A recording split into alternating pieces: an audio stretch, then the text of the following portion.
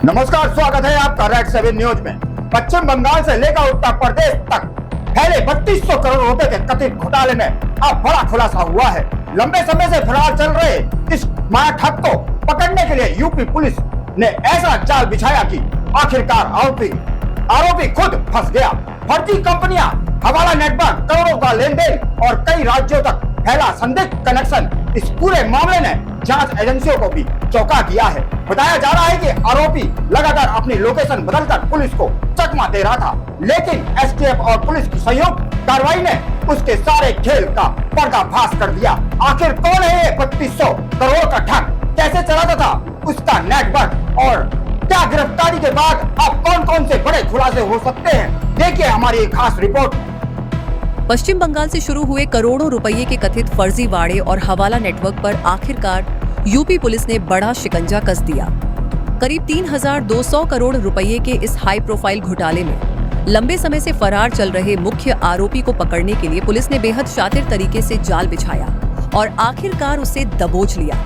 बताया जा रहा है कि आरोपी लगातार अपनी लोकेशन बदल रहा था और पुलिस की नजरों से बचने के लिए फर्जी पहचान, अलग अलग मोबाइल नंबर और कई ठिकानों का इस्तेमाल कर रहा था। जांच एजेंसियों को इनपुट मिला था कि पश्चिम बंगाल में राजनीतिक और प्रशासनिक दबाव बढ़ने के बाद आरोपी उत्तर प्रदेश में छिपा हुआ है और यहीं से अपने नेटवर्क को ऑपरेट कर रहा है। इसके बाद यूपी एसटीएफ और लोकल पुलिस ने संयुक्त ऑपरेशन शुरू किया। पुलिस ने कई दिनों तक आरोपी के करीबी लोगों, बैंक ट्रांजैक्शन, मोबाइल लोकेशन और डिजिटल रिकॉर्ड्स की निगरानी की। बताया जा रहा है कि आरोपी हवाला कारोबार, फर्जी कंपनियों और शेल अकाउंट्स के जरिए करोड़ों रुपए का लेन देन कर रहा था। जांच में सामने आया कि इस पूरे नेटवर्क के जरिए बड़ी मात्रा में पैसा इधर से उधर भेजा गया और कई फर्जी दस्तावेजों के सहारे कंपनियां बनाई गईं। आरोपी पर यह भी आरोप है कि उसने निवेश और कारोबार के नाम पर लोगों से बड़ी रकम जुटाई और फिर पैसों को अलग अलग खातों में ट्रांसफर कर दिया। इस पूरे खेल में कई राज्यों के लोगों के जुड़े होने की आशंका जताई जा रही है। सूत्रों के मुताबिक पुलिस को लगातार आरोपी की लोकेशन बदलने की जानकारी मिल रही थी, लेकिन वह हर बार पुलिस से एक कदम आगे निकल जाता था। जांच एजेंसियों को आरोपी के पास से कई अहम दस्तावेज, मोबाइल फोन, डिजिटल डिवाइस और संदिग्ध लेन देन से जुड़े रिकॉर्ड मिले हैं। अब पुलिस ये पता लगाने में जुटी है कि इस पूरे 3200 करोड़ रुपए के कथित घोटाले में और कौन कौन शामिल है। कई बैंक खातों और संपत्तियों की जांच की जा रही है। बताया जा रहा है कि आरोपी ने करोड़ों रुपए की संपत्ति अलग अलग नामों पर खरीद रखी थी और नेटवर्क को छिपाने के लिए कई फर्जी कंपनियों का इस्तेमाल किया गया। एजेंसियों को शक है कि इस रैकेट के तार सिर्फ पश्चिम बंगाल और यूपी तक सीमित नहीं है, बल्कि दूसरे राज्यों तक भी फैले हो सकते हैं। इस कार्रवाई के बाद राजनीतिक गलियारों में भी हलचल तेज हो गई है। विपक्ष सरकार पर सवाल उठा रहा है तो वहीं बीजेपी इसे बड़ी कार्रवाई बता रही है। यूपी पुलिस का कहना है कि इस मामले में किसी भी आरोपी को बख्शा नहीं जाएगा और पूरे नेटवर्क का खुलासा किया जाएगा। फिलहाल गिरफ्तार आरोपी से लगातार पूछताछ जारी है और उम्मीद जताई जा रही है कि आने वाले दिनों में इस केस में कई बड़े नाम और चौंकाने वाले खुलासे सामने आ सकते हैं।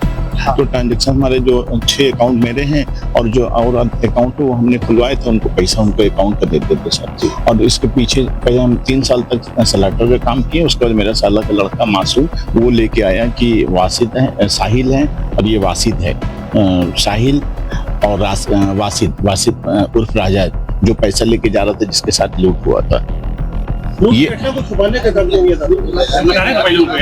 हमने कोई छुपाने का काम नहीं किया था। पहले हम सेविंग अकाउंट से पैसा निकालते थे, आईडीबीआई बैंक में सेविंग अकाउंट से निकालते थे। वहाँ सत्यप्रकाश जी मिले, उन्होंने कहा कि एक एपीएनसी एक होता है कागज जो बना देंगे तो उससे निकालेंगे तो अनलिमिटेड आप कैश विड्रॉल कर सकते हैं। तो वो उसका 1.5 लाख रुपए लेते थे जी, बैंक वाले, सत्यप्रकाश नाम उनका जी, बैंक कर्मी आईडीबीआई का। तो वो उसका पेपर बना के वही सबमिट कर देते थे। 5 लोगों को पकड़ा गया जिन्होंने लूट की घटना करी थी और उसमें 11 लाख की बरामदी हुई थी।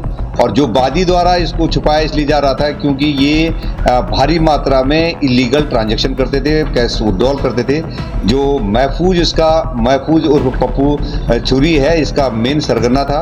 ये कई भोले भाले लोगों के अकाउंट खुलवाना, लोन दिलाने के नाम पर, बीमा बनाने के नाम पर ये इनके अकाउंट खुलवाते थे, फर्जी जीएसटी फॉर्म रजिस्टर कराते थे और ये चाहते थे कि ये बात पुलिस तक न पहुंचे, पुलिस इन्वेस्टिगेट न करे। हमने पूरा केस का इन्वेस्टिगेशन करा, इनके परिवार के सहित 68 खातों का हम लोगों ने इनके ढूंढे। उन खातों में करीब करीब 3000 करोड़ रुपए से ज़्यादा का ट्रांजैक्शन पाया गया है। और इसमें जो पूछताछ में सामने आया है कि स्लॉटर और स्क्रैप व्यवसाय से इसका पैसा जुड़ा हुआ है। फिलहाल 3200 करोड़ रुपए के इस कथित घोटाले में गिरफ्तारी आरोपी से लगातार पूछताछ जारी है और जांच एजेंसियां अब इसके पूरे नेटवर्क की परतें खोलने में जुटी है।